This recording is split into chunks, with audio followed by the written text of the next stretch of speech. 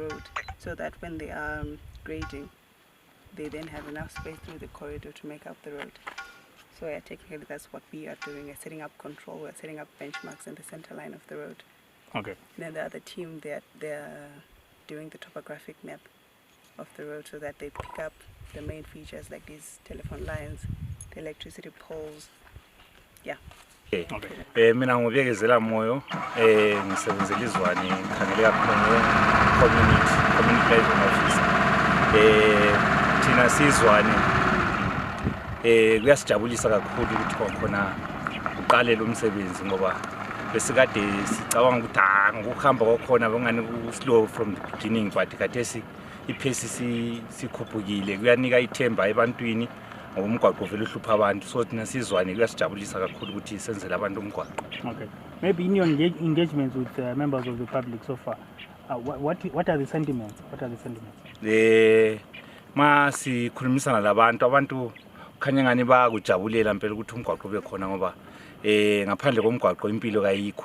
So ngendlela esesidibane labo abantu lapha abasebenzisa umgwaqo lo, especially abaningi abade bahamba ama-Honda Fit bebekhalaza ukuthi bahamba bethela ama-trainer pole okuvala amasampu, lamasepa okuvala amasampu ukuthi umgwaqo ubuyingozi kakhulu emphakathini. So public uyayijabulisa kakhulu ekwenza ulungiswa komgwaqo.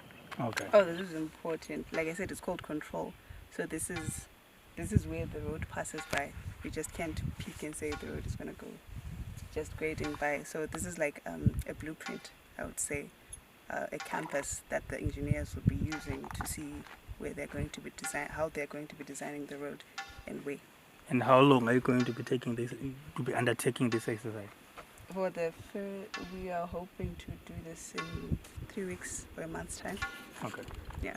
And then any additional information for those who are using the road at the moment, who are seeing you here?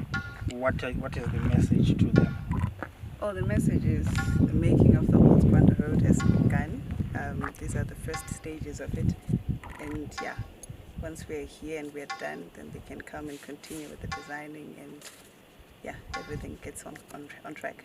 All right, may I have your full name? Nyaradzo Machiwan. And your position?